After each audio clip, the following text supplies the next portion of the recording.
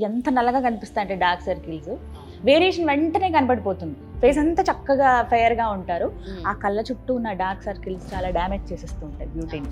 అసలు ఎందుకు వస్తాయి రీజన్స్? మెయిన్ గా డార్క్ సర్కిల్స్ జెనెటిక్స్. మన పేరెంట్స్ కి గనక డార్క్నెస్ ఉంటే గనక మనకు తొందరగా వస్తుంది, అలా కూడా ఉంటుంది.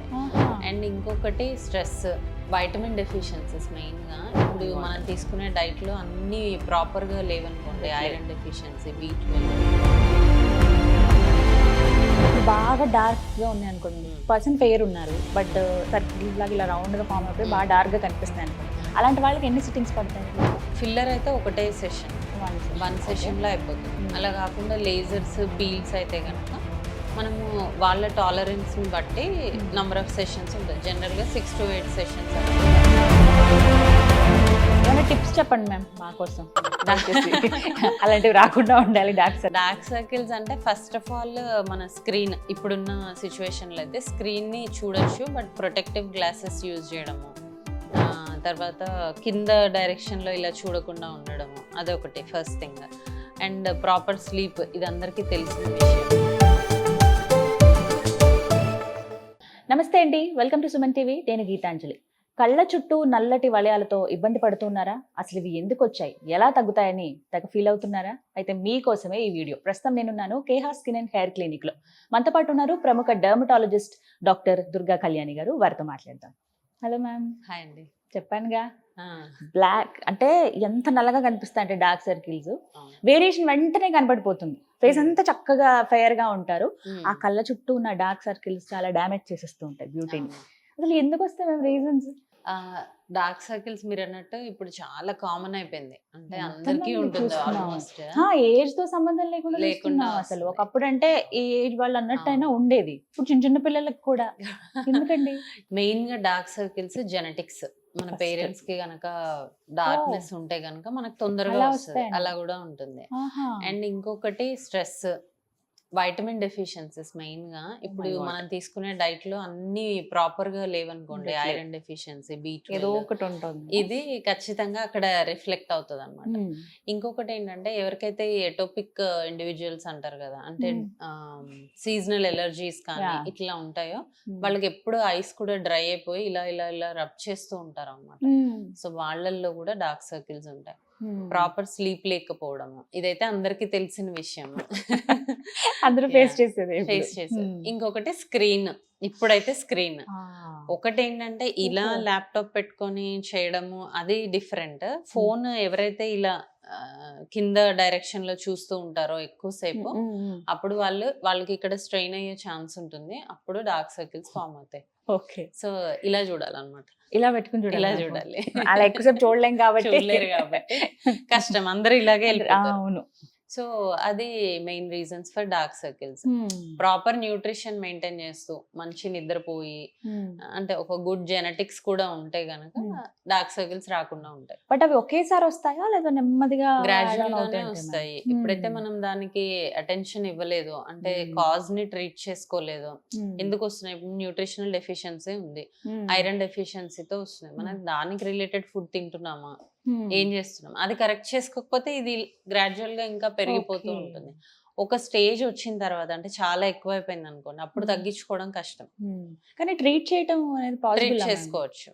ఎలా చేస్తారు అసలు? ఎలా ఉంటుందంటే ఫస్ట్ డార్క్ సర్కిల్స్ కి కొన్ని క్రీమ్స్ ఉంటాయి, వైటమిన్ K క్రీమ్స్ అని, రెటినాల్ క్రీమ్స్, ఇలాంటి కొన్ని క్రీమ్స్ మనం యూస్ చేస్తే ఫస్ట్ అక్కడ స్కిన్, అక్కడ సర్క్యులేషన్ అనేది ఇంప్రూవ్ అవుతుంది. ఓకే, సో అప్పుడు డార్క్నెస్ తగ్గే ఛాన్స్ ఉంటుంది. అంటే కొంతమందికి అక్కడ బ్లడ్ సర్క్యులేషన్ తక్కువగా ఉండడం వల్ల కూడా డార్క్ సర్కిల్స్ వస్తాయి.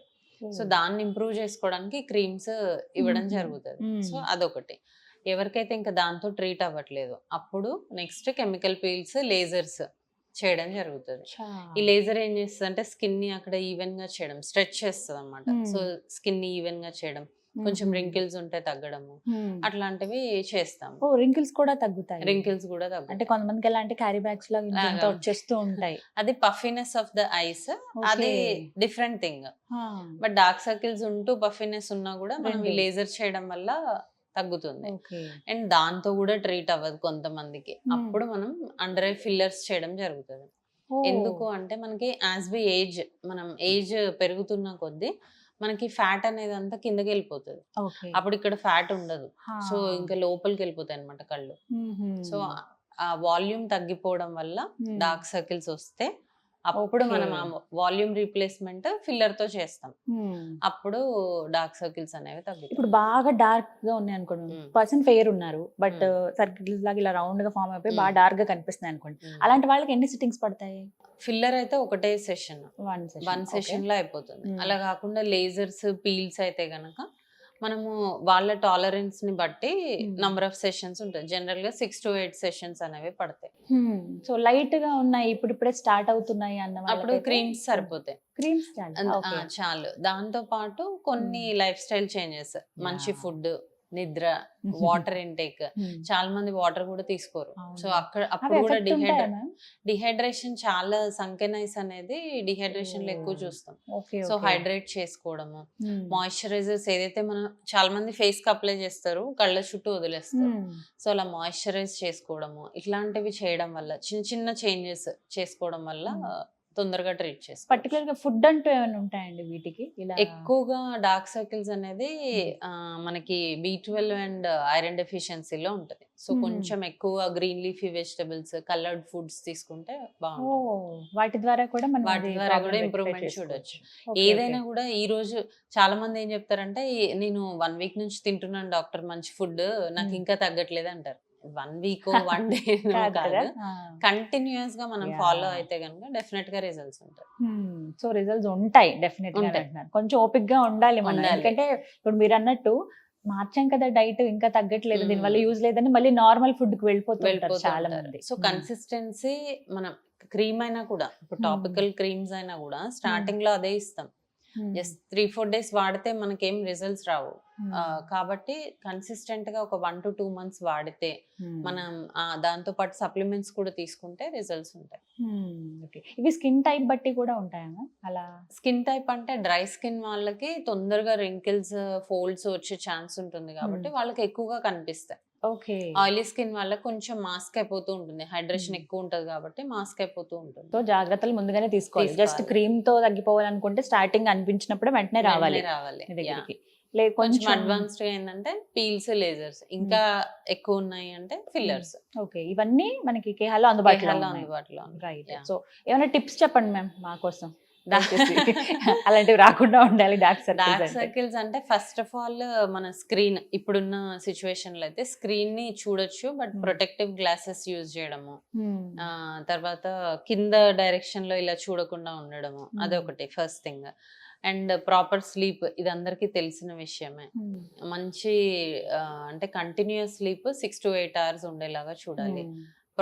మంచి హైడ్రేషన్ మెయింటైన్ చేయాలి, వాటర్ ఇంటేక్, తర్వాత గ్రీన్ లీఫీ వెజిటబుల్స్ ఎక్కువగా తీసుకోవడము, ఇట్లాంటివి. యాంటీ ఆక్సిడెంట్ రిచ్ ఫుడ్స్ అంటే హై కలర్డ్ ఉన్న ఫుడ్స్, క్యారెట్, బీట్రూట్, పపాయ, ఇలాంటివి తీసుకుంటే మనం ఇచ్చే క్రీమ్స్ కూడా ఎక్కువగా వైటమిన్ ఏ బేస్డ్ ఉంటాయి.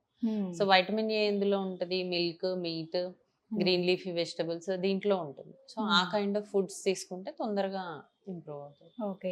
ఈ మధ్య తెగ రీల్స్ చూస్తున్నాం మ్యామ్, ఓన్లీ డార్క్ సర్కిల్స్ వచ్చాయా ఈ క్రీమ్ వాడండి అని అంటారు, కానీ దానివల్ల ఏం యూజ్ ఉండట్లేదు. యూజ్ ఉండదు. ప్లస్ చాలా మంది ఏంటంటే ఓటీసీలో స్టెరాయిడ్ ప్రొడక్ట్స్ తీసుకొని వాడుతూ ఉంటారు. సో వాళ్ళకి టెంపరీగా రిజల్ట్స్ ఉన్నా కూడా తర్వాత అక్కడ స్కిన్ అంతా డ్యామేజ్ అయిపోయి ఇంకా ఎక్కువ పిగ్మెంటేషన్ తో వస్తూ ఉంటారు. అసలే కంటి చుట్టూ మళ్ళీ అదొక ప్రాబ్లం, సెన్సిటివ్ ఏరియా కాబట్టి. సో అలాంటివి ఓటీసీ ప్రొడక్ట్స్ వాడద్దు. రైట్. సో మీరు చెప్పిన టిప్స్ ఫాలో అవుతూ ఇంకా తగ్గుతాయి. లేదు అంటే కనుక కేహాలో మనకి ట్రీట్మెంట్స్ ఉన్నాయి. Thank you so much doctor గారు. సో విన్నారు కదా, డాక్టర్ గారు చెప్పిన టిప్స్ ఖచ్చితంగా అందరూ ఫాలో అవ్వండి. మంచి విటమిన్స్ అవి ఉండేటువంటి ఫుడ్ తీసుకోవాలంటున్నారు. లేదు ఇప్పుడు స్టార్టింగ్ స్టేజ్ లో ఉన్నాయంటే కనుక క్రీమ్స్ తో మీకు ప్రాబ్లమ్ సాల్వ్ అవుతుంది కాబట్టి కేహాలో వాటికి తగ్గ క్రీమ్స్ అనేవి సజెస్ట్ చేస్తారు. లేదు ఇంకొంచెం అడ్వాన్స్ స్టేజ్ లో ఉన్నారన్నప్పుడు దానికి తగ్గ ట్రీట్మెంట్స్ కూడా కేహాలో అందుబాటులో ఉన్నాయి. వివరాల కోసం స్క్రీన్ మీద కనపడుతున్న నెంబర్స్ కు కాల్ చేయండి. నమస్తే.